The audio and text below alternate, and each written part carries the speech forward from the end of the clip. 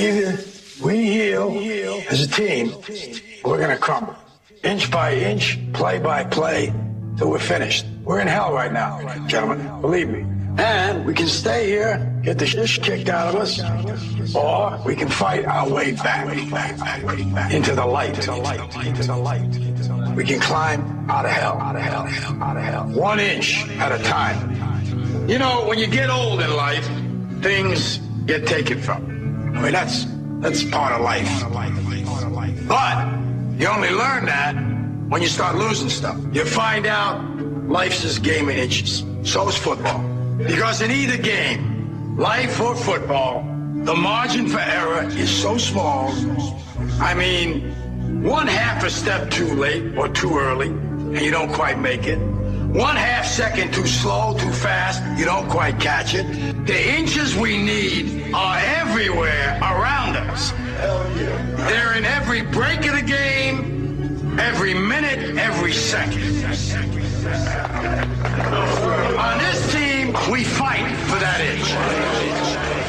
On this team, we tear ourselves and everyone else around us to pieces for that inch. We claw our fingernails for that inch. Because we know when we add up all those inches, that's going to make the fucking difference between winning and losing. Between living and dying. I'll tell you this, in any fight, it's the guy who's willing to die who's going to win that inch. And I know if I'm going to have any life anymore, it's because I'm still willing to fight and die for that inch. Because that's what living is. There's 6 inches in front of your face. Now I can't make you do it. You got to look at the guy next to you. Look into his eyes. Now I think you're going to see a guy who will go that inch with you. You're going to see a guy who will sacrifice himself for this team because he knows when it comes down to it, you're going to do the same for him. That's a team, gentlemen. And either we heal now as a team, or we will die as individuals. Ideas are bulletproof. Ladies and gentlemen, welcome to another live edition of Down the Rabbit Hole here on the Orion Talk Radio Network. I'm your host, Popeye from FederalJack.com. It is February 5th, 2012, and I am pleased that my show today will be running up against the Stupid Bowl. That's right, I have no love for the NFL or any organized sports. I think it's all a waste of time. I think grown men running around in parking lots dressed up, pretending to be the quarterback that they wish they could be, tackling each other and slapping each other on the rear ends is pathetic. You know, wearing horns on your head and running around screaming like a moron or painting your face blue and silver or whatever colors you paint your face. And, you know, morons sitting out in the snow with their favorite player's number on their stomach. So, yeah, I have no love for any of that crap. None of it. And I played sports when I was a kid, but I think that organized sports today, you know, when you get older, I think it's something for children to do. And then when you get older, you shouldn't be doing it. We shouldn't be looking at grown men that play, you know, get overpaid by, I don't know, I guess I wouldn't say billions, but let's say like tens of millions of dollars to play a sport that kids play. And we idolize them. We shouldn't look at them like they're gods. And the Super Bowl is a mass distraction. And Big Brother is right there, aren't they? Full body scanners. Can't bring anything inside. No recording devices. That's terrorism. Having a hoodie on. I'm not kidding. This is what DHS told hot dog vendors. People with hoodies. That's terrorist activity. You could be a terrorist. For real. This is what this country's come to. In 10 years ago, we weren't this bad. And we have gone down the crapper very fast. And part of the reason is because grown-ass men who should be paying attention to politics and what people are doing to their women and their children. No, you're busy rooting for some stupid football team. Which, does that guy do anything for you? Huh? Does he do anything for you? Does he give you money? Does he take care of your kids? Is he going to protect your kids from what's coming? No. You know what he does? He distracts you. You wish you could be him. You want to emulate him. Whoever the player is, quarterback, whoever. Maybe you like the coach. It's pathetic. So for all the meatheads that are out there, and I'm not making fun of anybody that likes sports either. Don't take that the wrong way. But I think that this country, well, I know that this country has been distracted by things like organized sports. And it's been distracted to the point where we're at the edge of the cliff, and the men of the country who are supposed to be, the protectors, the hunter-gatherers, they're busy, playing fantasy football with each other, which is nothing more than Dungeons and Dragons with jocks. This is, what have we come to? Our founding fathers, I can guarantee you that the founding fathers are rolling over in their graves right now. Wherever they are, wherever we go when we die, they're looking at us going, what the hell is wrong with them? Men in this country have been emasculated throughout the years, and the only masculine thing that they have is like organized sports, like football. So everybody runs around, raw, my team, it's awesome. My team beat your team, raw. I live vicariously through someone else, although I make no money and get nothing for it. Raw. Just irritates me every year. As a real man, that crap irritates me. Real men aren't made because they sit and watch football and drink a beer on Sunday. That's not what makes you a real man. What makes you a real man is educating yourself, taking care of your kids if you have them, taking care of your wife, standing up for what's right, doing the right thing, having personal accountability for things. Being a man, it doesn't make you a man, I should say, to sit on the couch and watch football. Yeah, man, that quarterback, he sucks. Man, if you were on that field, nothing, you fat, lazy prick. That guy's in shape and you're not. And you're wasting your time watching this crap on television. TiVo it and watch it later when you got a chance. Pay attention. If you want to watch the Super Bowl, TiVo it and watch it later. Don't pay attention to it. When it's airing live. Don't give it that feed. Don't give it that power. It's like lemmings, man. Like just sheep to the slaughter. They turn the idiot box on, and everybody comes running. Football. Nobody pays attention to what's going on at all. I guarantee you today, try to interject some truth into a conversation during the game. They won't understand anything you're talking about. Then go ahead and ask them the stats of one of the football players. I guarantee you, they'll be able to read off their date of birth, their blood type, when was the last time they took a crap, what color underwear they wear. But then ask them about the Constitution, ask them what the first 10 amendments are. Ask them what the first 5 amendments are. They won't know. Ask them what the first 3 amendments are. First 2. Ask them what the first 2 amendments are, and they won't know. So, I mean, the country is... I'm not being all doom and gloom here. It just irritates me when I see grown men who should be standing up and doing something, and instead you're watching football. You'll talk smack, and I would do this, man. I would tackle him. I would take him out. I'd kick so-and-so's ass. But then you go to the airport and you let some fat, greasy TSA agent grab your wife's boobs or fondle your kids. That's being a real man? No. I told my wife we can't fly because if we fly and somebody touches her, I'm going to jail because I will not tolerate someone putting their hands on my wife. See, I'm secure in my manhood that I know what I will do. I don't need to watch a football game to get all pumped up and be manly because I'm willing to let my wife get groped by some fat slob because he wears a pretend uniform and a plastic badge that says TSA on it. They're not even real badges. There's a bill in Congress to make it so that they can't have the badges and can't call themselves officers or agents because they're neither. They're neither sworn peace officers or agents of the federal government. They're overpaid security guards that they cleaned house of all the people with morals, and most of the people that work for TSA, and not all of them, but the ones that do the groping and all that and think they're tough, they're the ignorant. They're the shallower end of the gene pool. We're going to break. We'll be right back. Stay tuned. It's F Super Bowl Sunday. F the Super Bowl Sunday, ladies and gentlemen.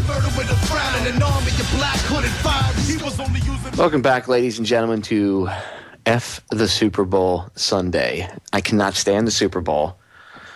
I think it is used for mass mind control and conditioning, keeping people, occupied. Bread and circus. The Roman Colosseum is a perfect example of bread and circus. What they actually used to call it bread and circus. That's what they used to do. They give bread to the hungry, and then the circus part was the gladiator games and stuff like that, and they would keep people occupied while Rome was burning and literally Roman society was collapsing. And that's what's going on today.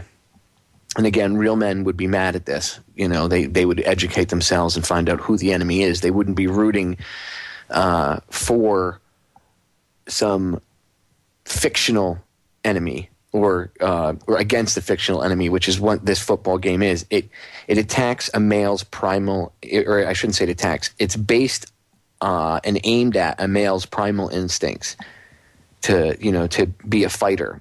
And instead of a man researching and getting involved in the info war and the revolution of knowledge that's going on, they get caught up in this, my team's going to kick your team's ass, rah! And it's physical enough that they're tackling people and stuff like that. So there is some physical contact in there that all feeds into the male psyche. And again, this is all stuff that Bertrand Russell and all these morons, going back 100 years, if not more, all studied. And I shouldn't say morons because they were actually intelligent men, but it's an I shouldn't use ad hominem attacks against them, even though they're evil. But I do once in a while because these people are sick, and the people that emulate them today are even sicker. But they know how to control the male psyche. They know how to control that, that part of us that makes us want to lead others into battle and, fight the good fight. Well, all that stuff gets covered in your football games or in your basketball games, baseball games, stuff like that. Mostly football, but basketball is another form of they've kind of turned it into another form of the gladiatorial games, contest, bread and circus. So here's what we're going to do. We're going to fight that bread and circus, okay? And we're going to do it right now. It's called Operation Info Jam the Super Bowl. I want everybody out there to turn up, anybody that's listening to the stream, turn up the speakers really loud, okay? If you have it on your home entertainment system on TuneIn, put it on your Roku box or whatever it's on. Tune it into Orion, okay? Tune it in your car, your home stereo system, whatever. Put it on your speakerphone and walk through the store. And I'm going to play the JFK speech, warning about secret societies, okay? And while I do that, I want you guys, anybody who's listening live right now, Twitter, Facebook, just info jam the hell out of them. Okay, you're going to see the Super Bowl, you're going to see the game and the puppy ball and all this other crap trending. Hijack those topics. Take them and, if it says, hashtag Super Bowl, put that and then put even if you put a title that kind of, watch Super Bowl live here or whatever. Do something to kind of get them to go to that link. And then in the link, you put a link about, the FDA, aspartame, vaccines, something, the police state. There you go. Better yet, put links about the police state and the kind of things that are going on around the Super Bowl, like the full body scans, the loss of liberty, all this other stuff. Perfect. info-jam the hell out of the Super Bowl. So I hope everybody's ready. Turn your speakers up, okay? Because John F. Kennedy, President Kennedy, is going to come back from the dead for a few minutes, and he is going to himself info-jam the Super Bowl. Take it away, President Kennedy. President John F. Kennedy. Ladies and gentlemen, the very word secrecy is repugnant in a free and open society. And we are, as a people, inherently and historically opposed to secret societies, to secret oaths, and to secret proceedings. We decided long ago that the dangers of excessive and unwarranted concealment of pertinent facts far outweighed the dangers which are cited to justify it. Even today, there is little value in opposing the threat of a closed society by imitating its arbitrary restrictions. Even today, there is little value in ensuring the survival of our nation if our traditions do not survive with it. And there is very grave danger that an announced need for increased security will be seized upon by those anxious to expand its meaning to the very limits of official censorship and concealment.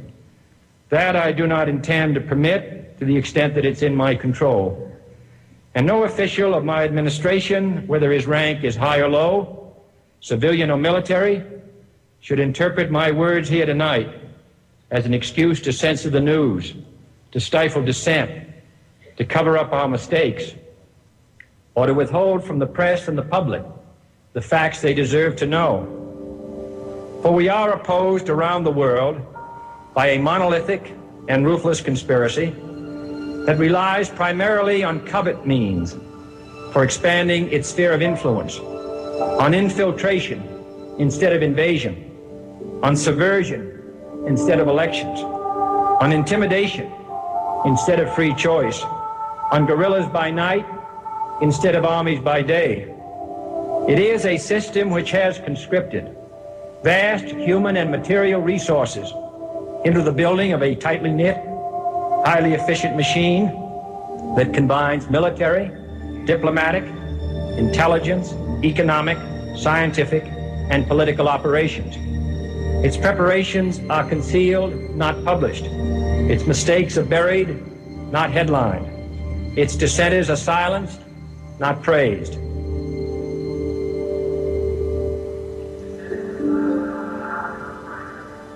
Dissenters are silenced, not praised.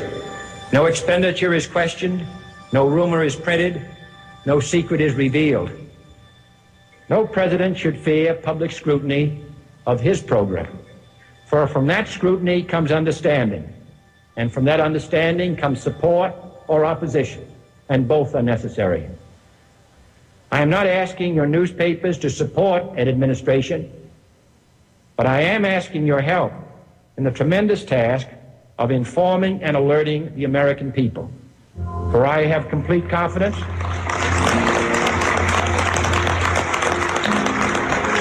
in the response and dedication of our citizens whenever they are fully informed.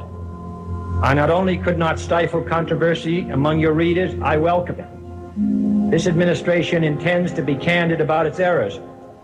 For as a wise man once said, an error doesn't become a mistake until you refuse to correct it.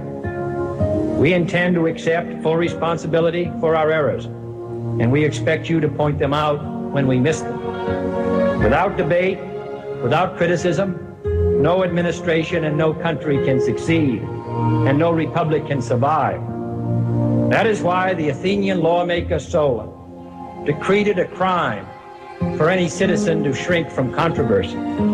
And that is why our press was protected by the First Amendment, the only business in America specifically protected by the Constitution, not primarily to amuse and entertain, not to emphasize the trivial and the sentimental, not to simply give the public what it wants, but to inform, to arouse, to reflect, to state our dangers and our opportunities, to indicate our crises and our choices, to lead, mold, educate, and sometimes even anger public opinion. There you go, ladies and gentlemen. Operation InfoJam the Super Bowl. We'll be right back.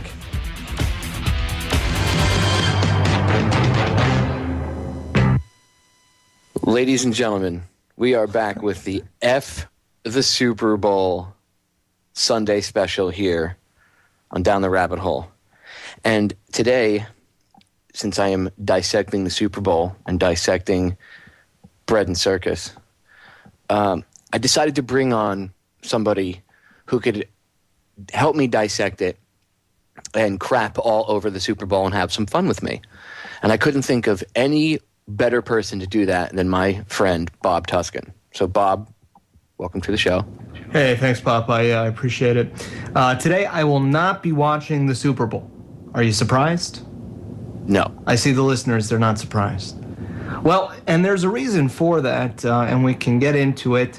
We can also talk about the greater use of the Tavistock Institute device, otherwise known as the television. It's not just days like today where everybody is attached to the television, watching the mindless circus and eating their bread or their pizza. By the way, today's a big pizza day. It's the number 4 best-selling food day in the country.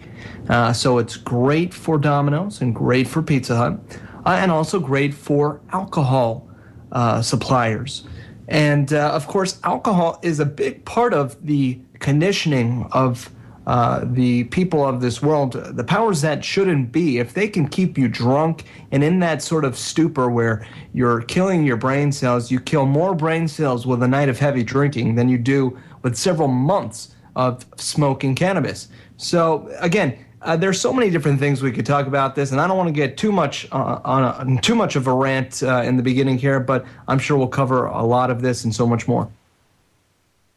Well, the first 2 segments I spent info jamming the Super Bowl. I asked the listeners to, take whatever Super Bowl hashtags and trending topics they see on Twitter and use them to, hey, did you see this play in the Super Bowl? And then put a link to the police state that's going on, in accordance with the Super Bowl, idea. Or info jam. And then I played Kennedy's speech about the New World Order, and I had them turn up their speakers and everything. So hopefully that helped. Cool. But we should really, ladies and gentlemen, we should really continue the info jam for the next 2 hours at least, if not further. But just info jam the hell out of the Super Bowl. And remember, Illuminati cult favorite Madonna will be doing the halftime show. So look forward to some Illuminati-themed crap to be coming out. I'm sure there'll be a pyramid or pillars. Yes, and I'm going to bet there'll be a... What do you think, Bob? Yeah. Pyramid, pillars, and an archway in somewhere? I don't know if that's the same symbolism that you would expect from the Kabbalistic research that she's into. It makes you wonder. I am from a Jewish family, as many of your listeners know, but I got to be honest, I know very little about the Kabbalah, and I've had Mark Passio on my show a number of different times explaining it to me. He seems to think that there is a positive side to it, and it's more about enlightenment than anything sinister or malevolent. But I'm interested in what's going to happen, what sort of little tidbits they're going to be putting in people's brains, that sort of thing. We know there will be subliminals. We know that the commercials are a big part of this. I mean, they spend so much money, so many resources on these commercials this one day of the year, and you're going to be, you better be, careful with watching it, because even if you're awake or so-called awake, there are still things that we can't defend we can't defend ourselves from. And there's the little subliminals and that kind of thing. And I think the Super Bowl is a day in which we're prone to see more of that on the Tavistock Institute device. Well, that's exactly what this is. I mean, was it George Orwell that wrote the book? I know he wrote in 1984, but I think he wrote another one called The New World Order, if I remember correctly. And in it, they talked about using stadiums, like baseball stadiums and football stadiums, to get people to watch sports and keep them occupied and stuff. And this is before they had, organized sports. But that's what they talked about doing in the book. And look where we are today. People are just dumbed down. Yeah. Like I said the first second, Bob, I was ragging on the guys that paint the numbers on their chests and run around emulating their favorite sports star. Blah. I mean, it's disturbing. There was a great article written about this in the American Free Press, talking about today as being the modern-day Colosseum. And that's what it is. In ancient Rome, the government gave the general population free bread and circuses in the form of games held at the Colosseum. These games were one-sided affairs that pitifully armed and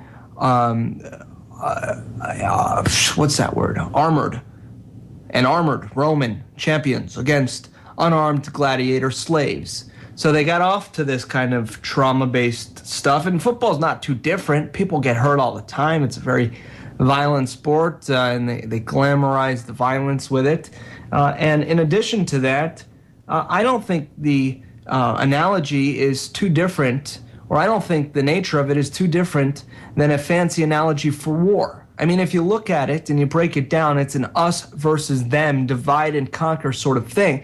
If they can keep you divided so that you're more concerned about your football team rather than the state of this planet and these evil pedophile scumbags that are coming after you and your family and your brothers and sisters in your community, then of course you're not going to be able to address the problems that we have in today's world. So I see it as a divide and conquer sort of thing, and also a fancy analogy for war. Like I said, us versus them. It's no different in many respects. And in addition to that, Popeye, I'd like to add a quick disclaimer here, though, that I do support exercise and playing sports if you choose to. As long as you're careful about it and you're not overexerting yourself in a way that's going to put your life in risk, I think it's a great idea to get some exercise. Perhaps a lot of you listening right now should probably turn off the radio and go do a little bit of jogging or go play some basketball or whatever. And I'm not trying to insult the listeners, but that being said, I think we underestimate the power of exercise, and sports is an easy way to do that. Well, that's why technology is wonderful, Bob, and they can just take their cell phones with their mobile app for TuneIn, and they can download it for free to their smartphone, and then they can plug headphones into it and run around, and they can actually listen to the show on the go. So you never have to – we can go with you. We can be like the little angel and the devil on your shoulder just talking your ear off. That's exactly right. So you can take these shows and you can put them on a podcast or whatever and take them with you as you're exercising. I like that. But I agree. People need to get out more often and do some exercise, you know. I do that. Like, I've been listening to a lot of the old May Brussels stuff. So what I do is I download like 10 or 15 of them onto the memory card on my phone. And then as I have a little MP3 player on my phone, and then as I'm out and about during the day or doing stuff, or if I want to go exercise or do whatever, I can just listen to it, press play, throw it in my pocket, and listen to it, and then go about my business and do my thing. And I'm doing two things at once. So we are capable of doing more than just two things at once, ladies and gentlemen. Yeah, I do it all the time. I get the Desperate Housewives reruns, and I put that on my iPod, and I listen to the audio as I'm exercising. I thought you were actually a Real Housewives kind of guy yourself. That's what I meant. That's the one I meant. The Real Housewives, not Desperate Housewives. The Real Housewives. That's the one I like. Bob is a fan of reality television, ladies and gentlemen. No, I'm not.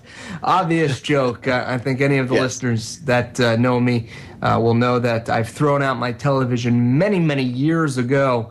And I got to admit, though, I use it as a planter. Actually, it's funny. I got to take video of this yard here in my area. There's a yard, and they got a little bit innovative with the landscaping in that they put TVs all over the yard in strange positions, all run-down old TVs. Pretty cool. It's like a TV wasteland. It's kind of cool. I'll have to film that and do a little tidbit for our YouTube channel, Not For Sale, the number 2 NWO, and you can look forward to that at some point when I get to it. That's cool. That's probably going to end up in one of those magazines like Weird US or whatever. Yeah, it's kind of a weird lawn, and it's cool. It's another little one of those subtleties of a college Are they being town. used as planters, or are they just TV. There are. I believe that there were some of them being planted out of, but I would imagine that's probably not the best. I mean, we got all sorts of plastics, all sorts of other junk. That's not the material you're going to want to use. But that being said, you better start planning, folks, and maybe we'll talk about that at some point tonight. I agree. Ladies and gentlemen, we're about to get cut off. Bob and I will be back in 3 minutes. Don't go to the Super Bowl at all while we're gone. Do something more constructive. So what are you missing and not seeing while you're paying attention to the stupid bowl? I'll tell you what you're missing. You're missing a cop in Melbourne, Florida, beating a man so hard, a 66-year-old man, so hard with his fists, that the man now requires 24-hour care around the clock because he can't mentally do things anymore. He's really not here. I mean, he can sit on the couch and, in clothes, but he needs help getting dressed and everything else. And this was a guy that ran his own company. And Bob, you're up closer to Melbourne than I am, so this might even hit home a little closer to you. But here, check this out. And new at 6 from Brevard County. Tonight, only Eyewitness News has obtained dash cam video of a violent police beating in Melbourne. As Channel 9's Mary Wynn reports, in this video, you can see an officer hitting and kicking a 66-year-old man with dementia for no apparent reason. We want to warn you, the video is graphic. This is dash cam video of Melbourne police officer Derek Middendorf giving... Who looks like a linebacker. He squares up and kicks the guy right in the midsection, gets him on the ground, and just starts beating him. Guy was unarmed. It's disgusting. I'll drop it in the chat room for the chatters so they can at least see it. Couldn't tell if the 66-year-old had a knife in his hands. Flowers' nephew Garrick yelled at the officer to stop and told him his uncle had dementia. He's 66 years old. He had a triple bypass. I'm just concerned about my uncle. I'm thinking he's killing him. Flowers owns a lawn Popeye, an employee called. I can't listen to this. Okay, I played this on my show probably 2 weeks ago now, and don't watch the video, folks, because it is so traumatic that it is disturbing me just hearing the audio from it again. Popeye, this is an example. So you've seen the video yourself? I've seen the video, and it is so freaking disturbing. Dude, it was brutal, dude, the way he beat that old man. They sucker kicked the guy out of nowhere, out of thin air. And of course, he mysteriously got rid of the footage at first, but luckily they were able to recover it. This is another example of why people take this sort of thing out on the police in general, which I don't want to happen. I hate the people out there, the agent provocateurs perhaps, that take something like this and they say, oh, we got to kill the pigs. That's not the right attitude to have. We need to hold the public servants accountable. That is the response. That is the proper response that needs to be had here. Okay, so Popeye, again, it was very disturbing, and I mean, this is something that, again, yeah, people watch the Super Bowl, know all about who's in the Super Bowl. I couldn't tell you who's in the Super Bowl, and I could not tell you, and I don't care. Don't even drop it in the chat. I don't care. Don't tell me. Okay, it's all the same to me. But I could tell you about this traumatic, troubling story. I could tell you about Building 7 when 3 out of 4 New Yorkers don't even know about the building. Okay, Rudolph, he knew about the building. Okay, and I asked him, I said, what happened with Building 7, Rudolph? And he looked at me and he told me... Well, actually, let's get into that, Bob, because I wanted to grill you on that a little bit at some point tonight while I had you on, because I haven't gotten a chance to have you on my show since you did that. And for the listeners that don't know, which I'm sure you do because the video went viral, Bob and one of his friends confronted Rudy Giuliani, and they were promptly escorted out, and Rudy Giuliani had the weakest comeback ever known to man, to the point that about 98% of the comments on the video said pretty much the same thing, that just what a shill, what a scumbag. So, Bob, tell the listeners what you did and, any repercussions or anything since then. I did what anybody who's aware of what this criminal douchebag has done would do if he was to come in your backyard. Folks, a guy comes into your backyard. Let me paint the picture for you. He raped your grandmother. He killed your uncle, okay? He comes into your backyard, and who cares if he's wearing a fancy suit? What do? Now, I know a lot of people are going to say you get violent, but that's not the way in which, unfortunately, we can deal with these criminals because, well, that feeds into it. These puppets only thrive off of that sort of Hegelian dialectic. So I did what anybody would do if they knew that this scumbag was coming into their backyard, and I was able to, and I say backyard, he came to the university here that I live near. And I was very ready for him, Popeye. And when we got there, we were told that they changed the question and answer process that has normally been used in past events to having to write down your question on a piece of paper and then hand it in, which of course allows them to censor and select your comments or remove your comments. And we knew better. We knew that wasn't going to fly. If you watch the past confrontations I've had, whether it was with Penn and Teller or Valerie Plame, any of these individuals that I've confronted at these sorts of events at the university, we were able to simply ask our question.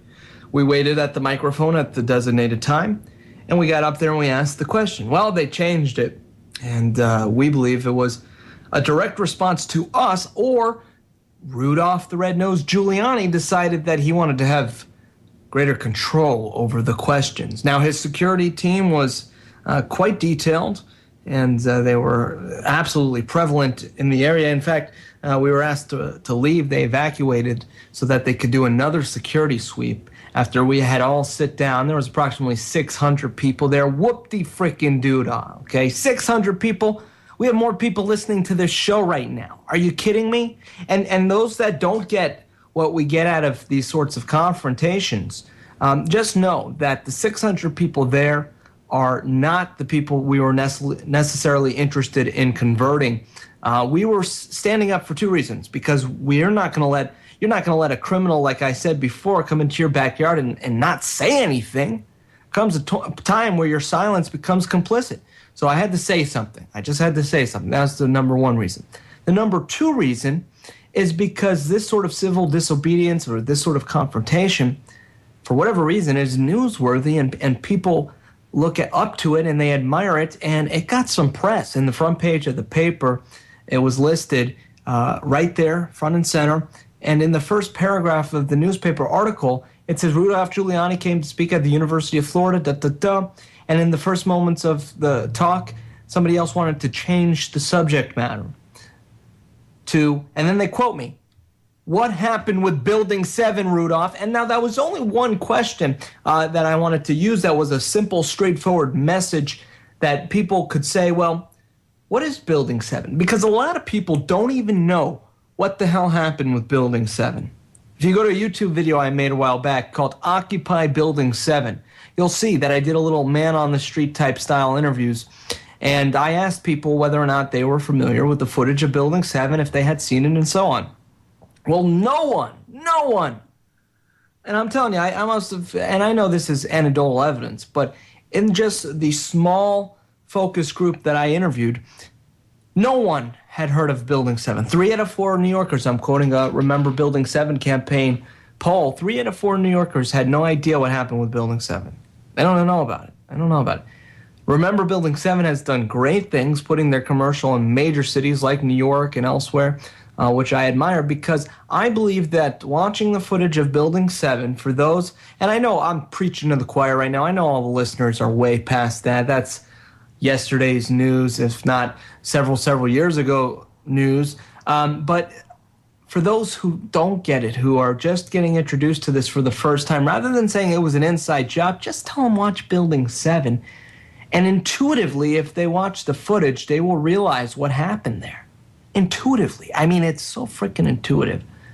Now, that being said, it still astonishes me, Popeye, when people can watch it, and because they've been indoctrinated into the lamestream's lie, they take their logic and throw it out the window because, oh, no, I was told something else. And if I let my intuition and my logic tell me what really is happening here and what I'm watching, then if that's true, what else is true? Then everything else I learned about could be a lie. It's a circular argument, though, too, because what they'll argue with you and debate you on is based on what NIST and the federal government, quote unquote, official story, official conspiracy theory. So, again, how are you supposed to give me an objective argument where you're looking at it not defending the government, you're looking at it from a neutral position and looking at the evidence? You can't come to the conclusion that what they said happened. You can obviously come to the conclusion, you will come to the conclusion that something differing from what the federal government says happened that day. Buildings don't just fall down. They don't fall down due to fire. Physics doesn't, it's amazing. On the Oklahoma City, I was talking about this with Holland and James when they came on, the guys who did A Noble Lie. The same thing, physics was defied that day in Oklahoma City. It's the same thing. Same thing again. So only on these specific days, Bob, did you notice that physics is defied? It works 365 days a year, but specific times when the terrorists attack. Right? You ever notice that? They have this ability to snap their fingers and physics is no longer a problem. They can just defy everything. It's cool. For people to believe this stuff, you have to be, really, you have, I want to say retarded, but even that's, I wouldn't want to pick on the mentally challenged people because even they can see that this is what's going on. It's more like willful ignorance and mind control and dumbing down and everything else. I know it's a ton of things, ladies and gentlemen. Anyway, we're going to break. Top of the hour. Bob and I will be back in a few minutes. Remember, F the Super Bowl Sunday and info jam it. Info jam the Super Bowl. We'll be right back. We are back with hour number 2 of today's edition of Down the Rabbit Hole. I'm your host, Popeye from FederalJack.com. Today I'm joined by my good friend, fellow activist, radio show host, researcher, and all-around nice guy, Bob Tuskin. One I want to be. Bob, you could be a nice guy when you want to be. We've been ripping on the Super Bowl, and I had a great idea, Bob, during the break. This is what I want the listeners to do. Yeah, but before you do that, would you please pass the Doritos with extra MSG and... No, in good conscience, I can't do that to a friend of mine and give you that crap. So, sorry. Well, you're letting me drink Diet Coke. That's all you have here is extra aspartame Diet Coke. And I don't want to drink the fluoride out of the water from your sink. Ugh. Jeez. What a nasty host he is. Not in my house. You wish. There is no way I would ever have unfiltered water, fluoridated water. I have no fluoride in my toothpaste. My dentist is like, you need to put fluoride on your teeth. She's like, I'm going to send you fluoride paste. No, you can keep that. Maybe I'll use it for rat poison or something, but I'm not going to do anything with it that I have no use for it. They actually tell people to put this stuff on their teeth, Bob, and coat their teeth with it and their gums and leave it on overnight. I eat toothpaste. Oh, well, that's what happens after you've had too many fluoride treatments. That's about where you're at. Speaking of fluoride, I don't mean to digress too much here, Popeye, but I posted an article at the intelhub.com. Of course, that's the site I work with, the intelhub.com. Victory for anti-fluoride activist. Major city votes it out. Right here in our home state, Pinellas County, one of the largest counties in Florida, voted it out of their water supply with a series of tense 4-3 votes. And I'm very proud of my fellow activists in Pinellas County that have worked very hard. I know there's a few listeners to the show, Chris Steiner and others that were part of this, and I appreciate what they did. It's a major victory. It's an example, in my opinion, of a way in which we can take these sorts of grassroots efforts and directly combat the powers that shouldn't be who are trying to dumb you down, and hence why we have such great candidates for our police departments, preemptively kicking 66-year-old men with dementia, and other absolutely horrific instances of police brutality because, well, they actively recruit and many of our listeners already know this, they actively recruit police with lower IQ levels. In fact, there was a court case recently about that, in which they legally had the right to discriminate against you if your IQ was too high. You know, a lot of this comes from the eugenics laws that we used to have back in the day, that people don't understand where the basis for this stuff comes from. This goes back like 100 years ago when it was okay to forcibly sterilize people. You know, there's still people alive that to this day are getting like, we'll say an award from the state, but even the state can't, it says that some states say they can't even afford to pay these people anything because they're so broke. But some people are at least winning and getting the knowledge that the state acknowledges what they did, and they were forcibly sterilized. And there's still like 2,000 people that are left alive that went through this. So it's amazing how over the course of a few generations they can take this stuff out of people's memory. You know, you don't talk about it. You don't see people sitting around the dinner table having family conversations, first of all, anymore. And when they did, you don't see them having conversations about anything, history. You don't see the fathers, sitting there as they're talking, maybe having, giving them a little history lesson or something. That's the way it used to be. It's not like that anymore. And they can just tell you, they can tell the kids whatever they want. They can feed their heads full of whatever they want, and they rewrite history. And kids don't Excuse me for just a moment, Popeye. I got to go turn the Super Bowl on for the kids. They're watching in the other bedroom. Yeah, right. You don't have kids, so. Yeah, well, that's the sort of thing that most parents will do to brainwash their children. And I think there's a balance there. I'm not going to poo-poo all of it. I'm not a completely evangelical, or not evangelical, that's not the word I'm looking for. I'm not a complete radical. I do think that there is a place for entertainment and art and plays and, that kind of thing up to a certain extent. But when it takes the place of teaching our children things like the trivium and about history, that's the problem. That's what leaves us vulnerable to living in a world out of a scene from the movie Idiocracy. That's what I fear. And the children are so important, Popeye, and that's a lot of the reason why I'm doing this is not just for our sake. I mean, we've had pretty good lives. The Federal Reserve notes are still afloat, even though they're based on debt. The resources are still somewhat there. The wars are still at a minimum. At least they're not in our backyard, which is a reason for people to neglect dealing with the situation, but not one for me, of course, because yes, it's somewhere else in the world, but we still have to look at the fact that we're all human beings, and I know that sounds hippy-dippy, and we need to care for our brothers and sisters elsewhere. So, but where was I? I digress. I think I was trying to make a greater point about the brainwashing of children. Yeah, I think schooling's a big part of that, Popeye.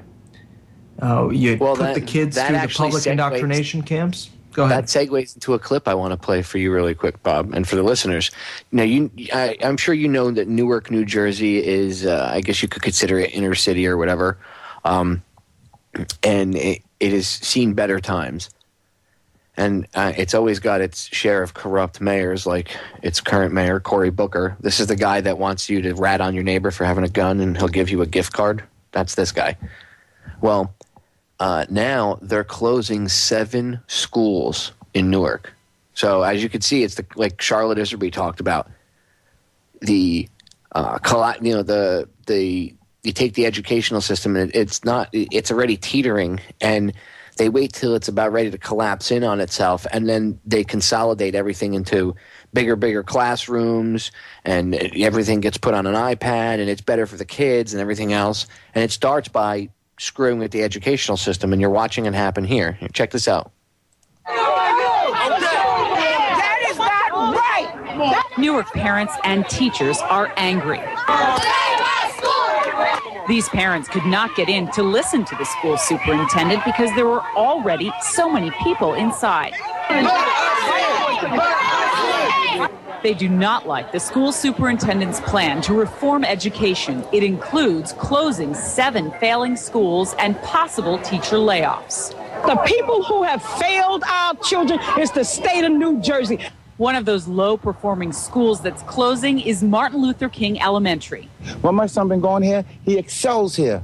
School Superintendent Cammie Anderson defended her reforms, which also include creating new schools. There are 15 and 20 schools in Newark where kids are stuck at 30% proficiency with declining enrollment. Newark Mayor Cory Booker was not here tonight, but he says he supports Anderson and her ideas.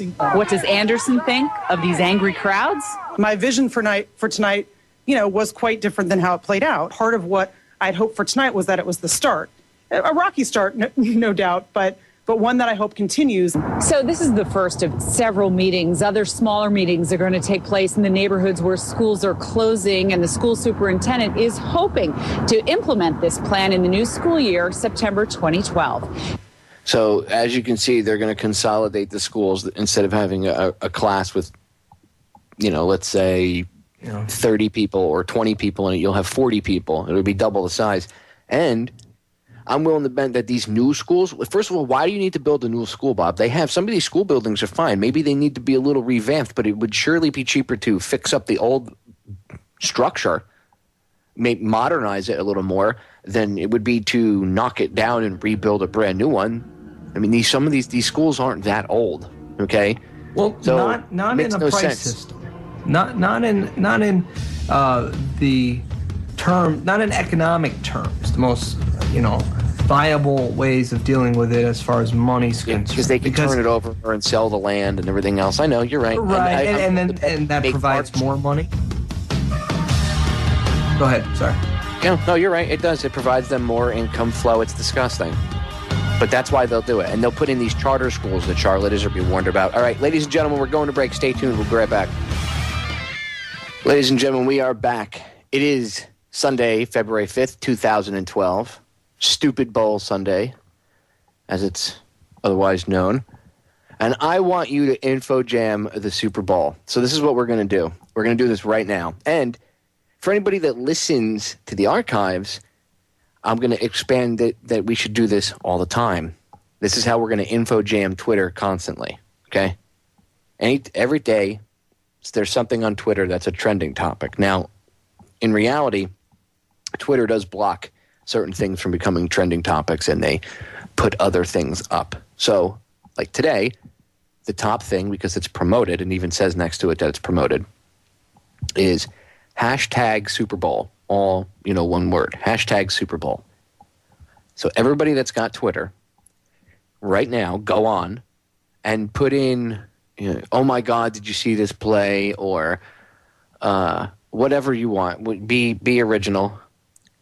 And put hashtag Super Bowl. And in there, put a link to some news story that's the real deal. Something health-wise, solution-oriented, information-oriented, anything. And just have at it. Now, there is what's trending is like Tom Brady and again, Super Bowl. So hit hashtag Super Bowl and then just Tom Brady. And there's a space in between his first and last name. And then anytime during the day, when you're not, even when this, you hear this on the archive and you say, well, Popeye, I can't, Super Bowl's over. Well, yes, you can, because you go on Twitter and you look at whatever's trending under the trending topics, and you pick 2 or 3 things that are major and that are used. Use your head and just think for a second, what is being used, what's being promoted to keep the masses dumbed down, and take that and info jam it, okay? And I have to give credit where credit is due. My buddy John Connor up in Canada, he's the one that came up with, he kind of coined the phrase info jam and came up with this way of, I guess, fighting the info war, you could say. And he's the one that, to his credit, really came up with it. So I don't want to forget and not include him. Thank you, John. I know you're listening somewhere in Kanadistan, and I want to give you a big thank you for giving, the stuff he does with his YouTube videos and stuff, and his whole Operation Info Jam kind of gave me the inspiration to do this with Twitter and the Super Bowl today. So I do want to give credit where credit is due. Bob, what say you? You think it's a good idea? Well, I don't got a Twitter account, but yeah, why not? I love the idea. I think anytime we can exploit the distractions for our own use, it's a good thing. So absolutely. I agree. People ask, why do we have, I know I've heard people complain about YouTube and say, I don't know why you still use it. You should go over to this new thing. I guess there's one called Zipcast or something now. And the reason is because the battle is on YouTube. That's why I will never leave. I'll open up channels elsewhere, but I won't leave YouTube. Popeye, you really ought to get an account. And I know you're Mossad, so you really ought to get an account on YouTube. Don't laugh, but there are things that are oriented. There are like websites that are oriented for race-wise. Like if you only want to date within your race and stuff. Or religion, whatever you want to call it. To me, I think it's kind of, I don't know. I guess if you're really hardcore, you could do that, but I don't like to meet. First of all, I don't do the internet dating game. I'm not into that. Ugh. You remember? Don't you read articles about people that get, they meet somebody on the internet and they end up in a friggin' wood chipper somewhere out in the Pine Barrens in Jersey or something? Maybe it's just me. I don't know. Maybe I'm old-fashioned. You ever meet anybody on like a chat room, Bob, and hang out with them in real life? I don't think I would do that. Well, I met you in a chat room. Hung out with you in real life. Well, that's different. I mean, like some random internet chat room. No, but I would love to meet some of these chatters in our chat room.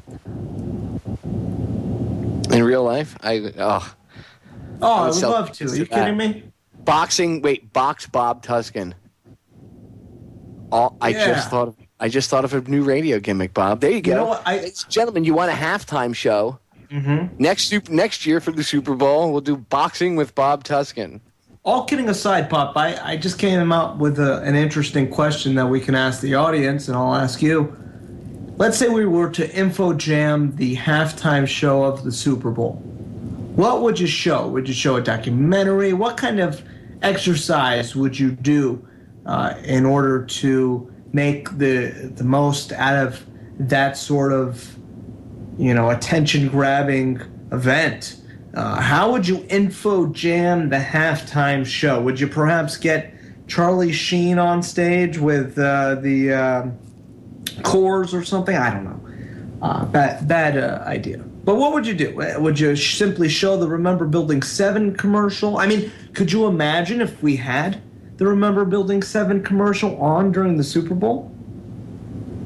Right. You know how many viewers that would get? You know how many people would be like, what? Building what? What happened? What now? Building what? Yeah. But yeah, that won't happen. I can guarantee you, if you paid, they probably, what do they pay? A couple $1 million for a 30-second commercial spot or whatever. And the prices went up this year. I guarantee you could double it, Bob, for that commercial. You could be a bazillionaire, rich dude that just wants to help out, and get the truth out about 9/11. And they could say, well, the normal spot's $1 million. And you could say, okay, put this spot in. I want a 30-second spot, and I'll give you $2 million. And they would probably say, well, even though that's double what we're asking for, we won't air the spot. And then they'll give you some crappy reason. I'm willing to bet they would not air that commercial. I don't think they would at all. But you'll see.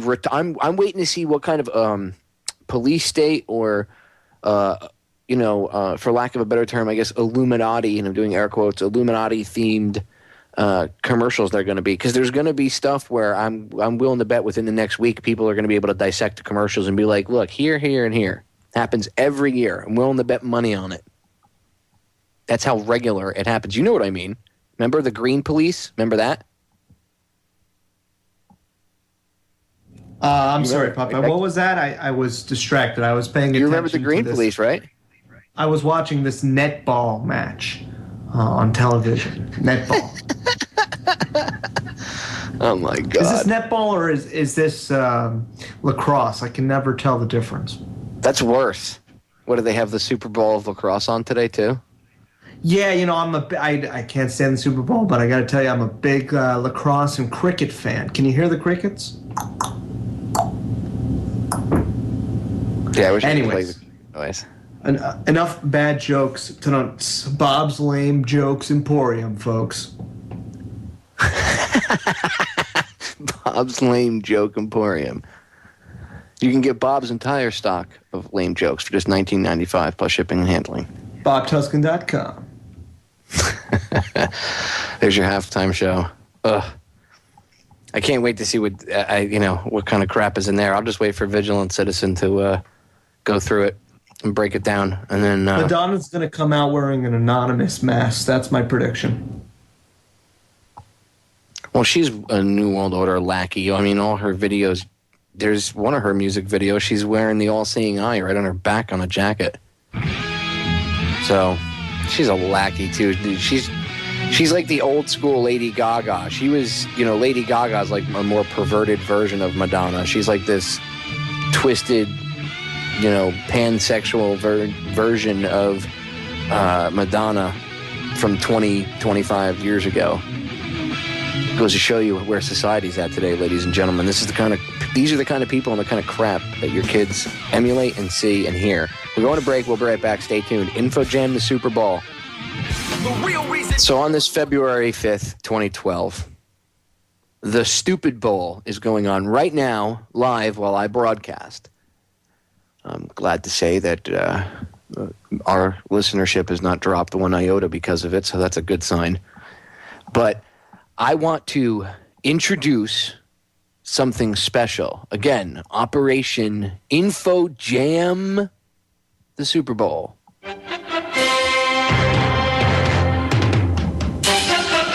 Let's get out there.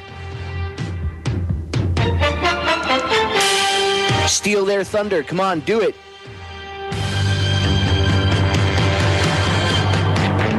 All right, this is Bob Tuscan reporting live with Popeye from FederalJack.com and the IntelHub.com. And yes, folks, people are actively twittering as we speak all sorts of exploitations of the key phrases and trending topics of the Super Bowl. And Popeye, back to you. Thank you for that live, on-the-ground report, Bob. Be careful. I know the tweets are flying fast and furious. The last thing that was named Fast and Furious didn't go too well. Oh, maybe we should tell people about that. I thought I'd throw that in there. See? Bam! That's how you InfoJam, ladies and gentlemen. Now someone would say, well, Bob, Popeye, what's Fast and Furious about? In fact, Bob, I'll play the person that doesn't know. So, Bob, what exactly is Fast and Furious? I thought it was a movie. Yeah, I was going to say, it is a movie. That's all I know. So, it's, someone said that our government did Fast and Furious. I didn't see our government in the movie.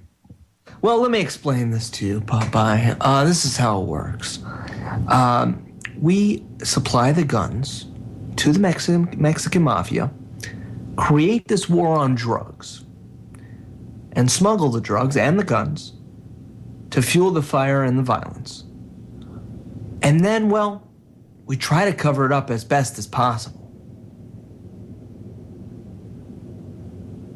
So, kind of like false flag operation, then, huh? Oh, wow. Wow, you know the term false flag. Where did you learn that? I've seen it on the YouTube a few times. I've seen that movie Loose Change and some other movies. Loose Change. Yes, that's right, Loose Change. Yeah, Popeye, Popeye the moron I'm talking to, not Popeye the host. Popeye the moron. Have you ever watched the movie Pippi Longstocking? Yeah, once when I was a little kid. Okay, that's all I wanted to know. That's all I wanted to know. I was just curious. Well, kidding aside, that's kind of the level of conversation that you would have. The reason I did a different voice was so people would realize that I was not being myself. I was trying to. Really? I couldn't tell. Yeah. But that's what you'll encounter when you InfoJam. So there you go. You just practice it out a couple times in your head before you do it if you're going to go talk to somebody. That way you know in advance what you might come across and you're already prepared for it. So if someone tries to hit you with something out of left field, like, yeah, well, how could they get into the building? Blah blah blah. And you could say, well, for weeks ahead of time there were electrical power downs and everything else. Well, I don't understand how somebody could just put bombs in the building. And you're saying George Bush sat in the White House with a plunger because that's what Chris Matthews said. You said. Chris Matthews, yeah, he's a great source.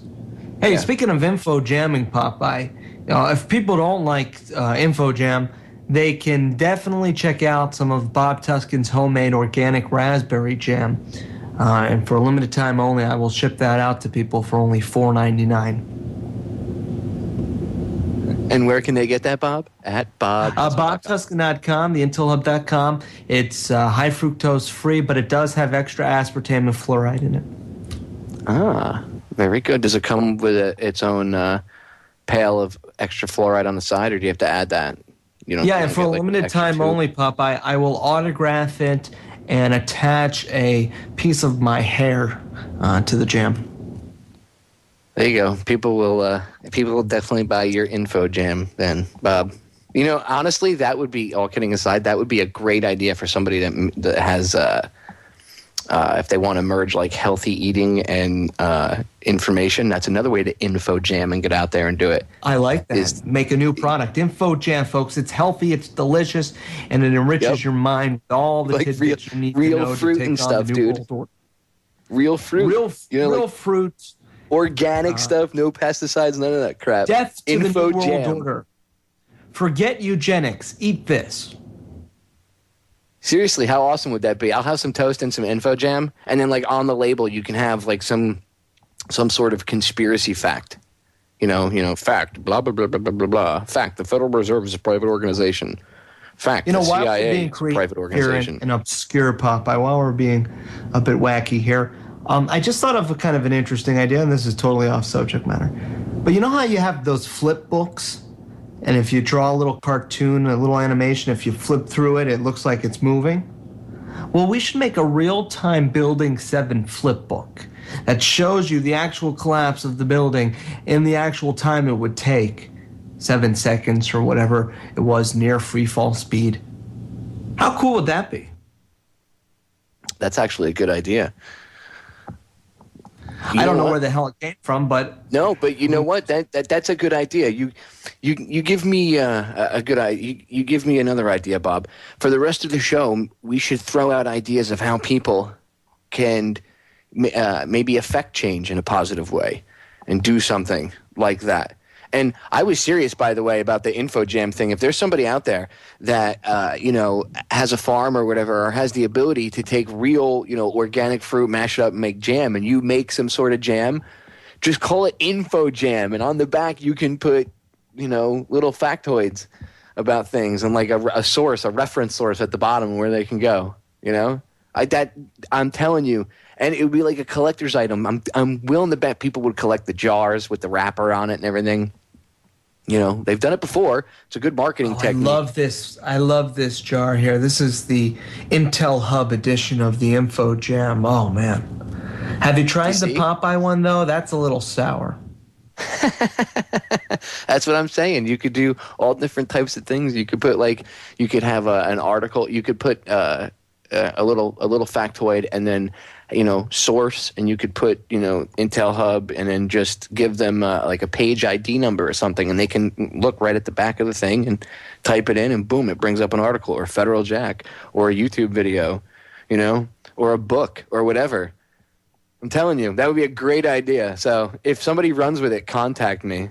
I'll give you advertising. That would be awesome. And by the way, it's already trademarked and copyrighted by Bob Tuskin Incorporated, Mossad. Bob already stole it. He wants to be a bazillionaire. Yes. That's my official corporation name. Bob Tuskin Corporation, Mossad. Yeah, I've heard that about you, Bob.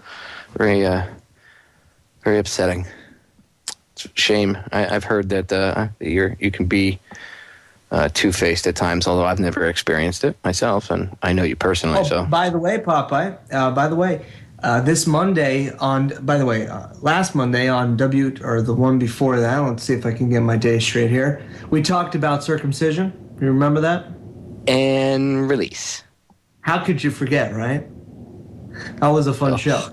Well, God, I talked about it in short with, yeah, exactly. I talked about it in short with Janice Barcelo on Monday's show, in which we talked about trauma-based hospital births. Fascinating show. I recommend it to everyone listening.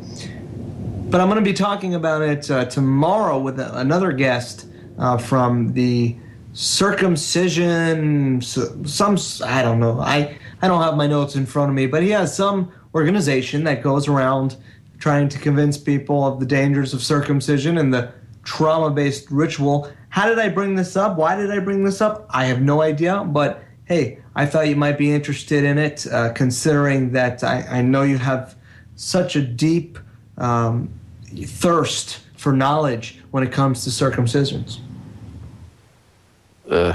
Dude, I gotta tell you what. For the purpose of that show, it will be no longer the Bob Tuskin show. It's going to be the Bob Forskin show. Yeah, well, that video alone was, I gotta tell you, man, that and release snap.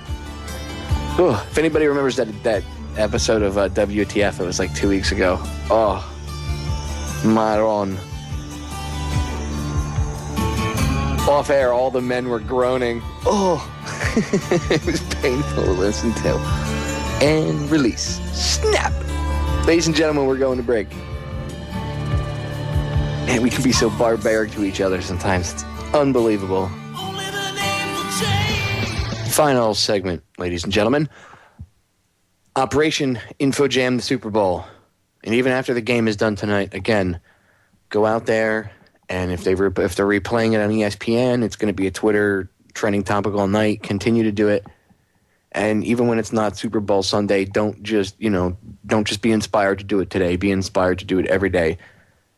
Be that change that you want to see in the world. For to rip off Gandhi's quote. Yeah. Be that change. Do something effective. Folks. Be careful, because tonight's it can be dangerous. If you're on the roadway, you may be messed with unconstitutional DUI checkpoint in cities all around the country. They're implementing these, and they're against our constitutional rights. They might mess with you unneedingly, unwarrantedly. That's not the word I was looking for. Anyways, you know what I meant.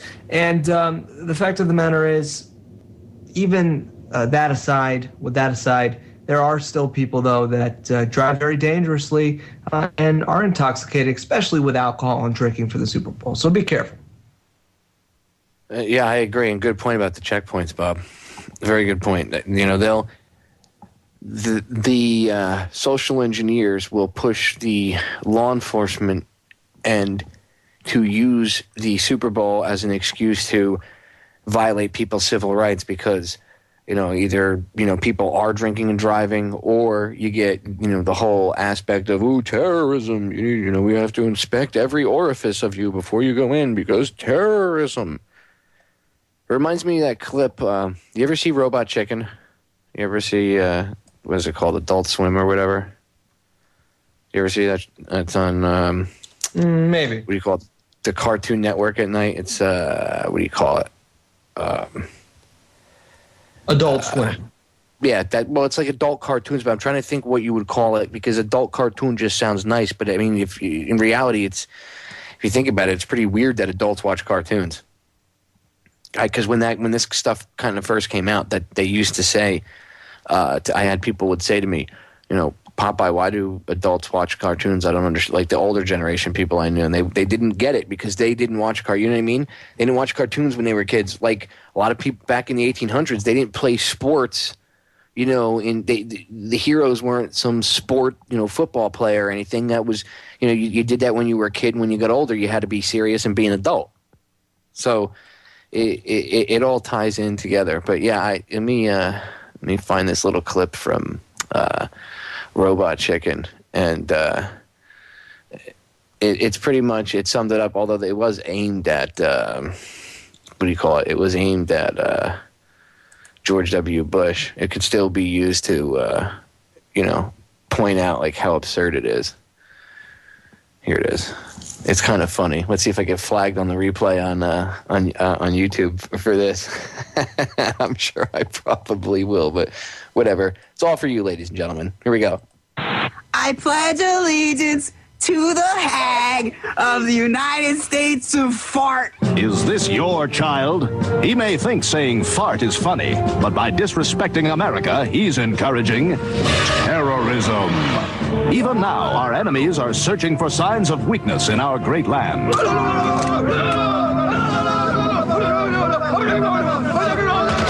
I was just trying to be funny.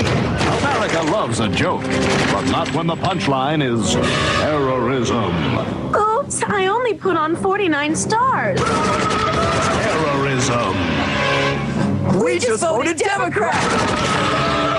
Terrorism. Time to light the Hanukkah menorah, kids. Terrorism. Ooh, what about the core? Could be good. Terrorism. Thank you for watching our latest Homeland Security video. We will be replacing the color-coded terrorist alert system with one that uses rubber duckies. Quack, quack. This one symbolizes all clear. His name is Engelbert. Yes, so that's what I equate this to. That's what I think of when I see this, because it's just absurd and insane. But you like everything, terrorism, look under your bed, terrorism. And when she said, by the way, I only added 49 stars, and they came in and shooting, all of a sudden, it's funny, you have to see the video, but the quote unquote Al-Qaeda guys come running through her kitchen with AK-47s because she baked a cake like a American flag and only put 49 stars on the cake. It's a sarcastic way of being like, come on, man. This is out of control. And this was back then. Now, it's kind of ironic that you don't see them talking the same smack about the Obama administration.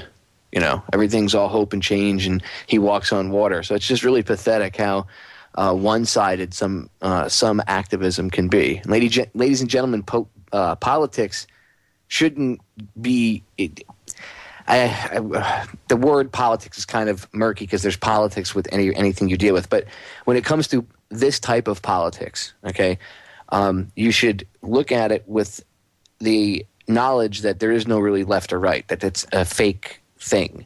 Like the back of my business card says, it's got a picture of a shadowy Uncle Sam guy with a hat, and in the hat it's got the all-seeing eye, and he's got a puppet on either hand. And the one's Republican and the other one's Democrat, and he's got the two of them arguing with each other, and their eyes are like, like a hypnotist type, I forget what they call those things that they use to mesmerize people, but it's a little spinny, color wheel like that in each eye on the puppet to kind of show people, give you the idea, their visualization, that they're using that to brainwash you and mind control you. And that's what they do. They get people to argue with each other, and they don't pay attention to what's really going on. Obama signed the NDAA on New Year's Eve. Happy New Year. It's a 2012. Let's bring in 2012. Exactly. Right? Hey, Popeye, I know we're running low on time here.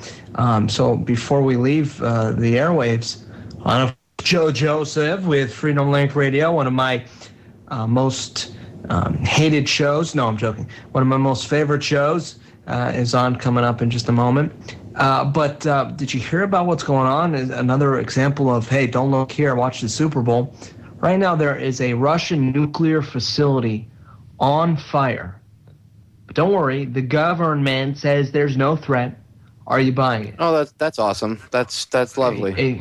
A fire broke out on Sunday at a Moscow nuclear research center that houses a non-operational 60-year-old atomic reactor.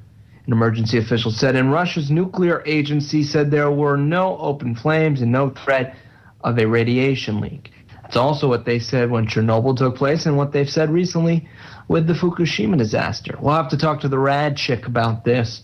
I know she's doing reports for the Orion Talk Radio Network. We'll have to get her take. But folks, keep your eyes out on that and hope for the best and prepare for the worst as always. Well, Bob, thank you for that. I didn't know that happened, but now I do. And like G.I. Joe used to say, knowing is half the battle. But don't worry about that, Popeye. Don't worry about it. The football game is on. Let's go. Pass me those Doritos, please, with MSG. And let's drink a beer. Yeah, and let's watch the Stupid Bowl halftime show. Or the equally as dumbing down, although I know it's cute, Puppy Bowl. which is just as bad because they don't want to watch that mainstream crap, so they watch a bunch of puppies running around playing with kittens and stuff, which is equally, it is cute and adorable, but it's still after, what are you going to watch? It's like going on YouTube, and the first thing that they promote on YouTube is the, kitten falling asleep videos. They don't bother to tell you things about leaking power plants or anything like that, and those videos get suppressed. Any truth, anything health, 9/11, news, World War III that's impending with Iran, anything. That gets suppressed, but kitty falling asleep, although, again, I'm not ragging on kitties. I have cats myself. Yes, they are cute, but, is that really newsworthy? Is that really front page worthy of YouTube? Mega viral. Right? How do those videos go that viral? That's a good question. I don't know how that works exactly, but I had my video, the Rudy Giuliani video most recently, and it was on some pretty large sites. I'm not trying to boost my ego, but it was on very popular internet websites. I won't name all of them. Probably the listeners know of many of them. And that is the reason unto itself why it receives so many hits. Videos don't receive exposure unto themselves anymore. They have to be embedded elsewhere, and that's one of the things Soap on People is trying to combat. But it's an interesting that's because question. YouTube has effectively censored their own content. The only thing that gets promoted on the front page is useless crap or some moron, shooting some, video with his USB cam, and he's just playing around, putting wigs on, acting up or acting like an idiot or, things like that. That's what they want people to see on YouTube. They want people to see what YouTube used to be. Remember when people used to ride their bikes off the roof of garages and stuff, Bob? That's what they want people to look for. They don't want people to go on YouTube and use it for news because that kills them. Even the mainstream media puts stuff up on YouTube now, and the alternative media that uses their clips still gets more hits than the mainstream media does on YouTube. Pathetic. You guys are losing. Well, ladies and gentlemen, the music's coming up. That means that we're out of time. Yes, Bob, we are winning. I want to thank my buddy Bob for coming on. Bob, thank you for coming on. And I want to thank you, Popeye, and Vatican Ninja Warlock Assassins, theintelhub.com, bobtuskin.com. Thank you, ladies and gentlemen, for listening and hanging out with me during the Super Bowl. It has been an awesome F the Super Bowl Sunday. Info Jam the Super Bowl. Info Jam everything. A couple times a day. Take over Twitter. Take over Facebook. You use the social media networks against them. Check out Joe Joseph coming up with the Conspiracy Chronicles. I'm out.